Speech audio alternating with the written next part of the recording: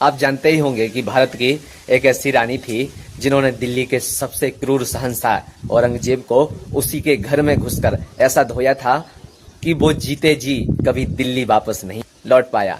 यह कहानी है छत्रपति शिवाजी महाराज की बहू और मराठा साम्राज्य की शेरनी महारानी ताराबाई भोसले तारा रानी की।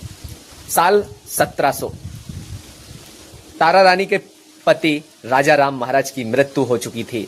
मराठा साम्राज्य बिना राजा के अनाथ दिख रहा था। 5 लाख की मुगल सेना के लेकर औरंगजेब दक्कन को जीतने निकला था।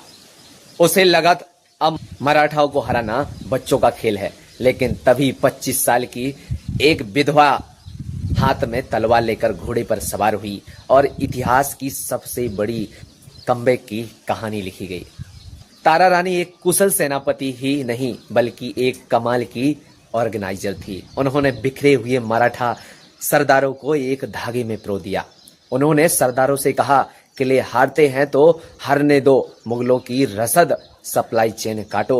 उन्होंने ऐसा नेटवर्क तैयार किया कि औरंगजेब जिस किले को महीनों लगाकर जीता, तारा रानी के सैनिक कुछ ही दिनों में उस पर वापस कब्जा कर लेते। तारा रानी का आध्यात्मिक संदेश बहुत गहरा था। वह कहती थी कि अन्याय के खिलाफ लड़ना ही सबसे बड़ी भक्ति है। उन्होंने सैनिकों के मन में से मौत का डर निकाल दिया। उन्होंने सिखाया कि कर्म ही पूजा है और जब मातृभूमि पर संकट हो तो रणभूमि ही मंदिर बन जाती है। छत्रपति शिवाजी महाराज के हिंदवी स्वराज्य के सपने को उन्होंने हर सैनिक का आध्यात्मिक संकल्प बना दिया।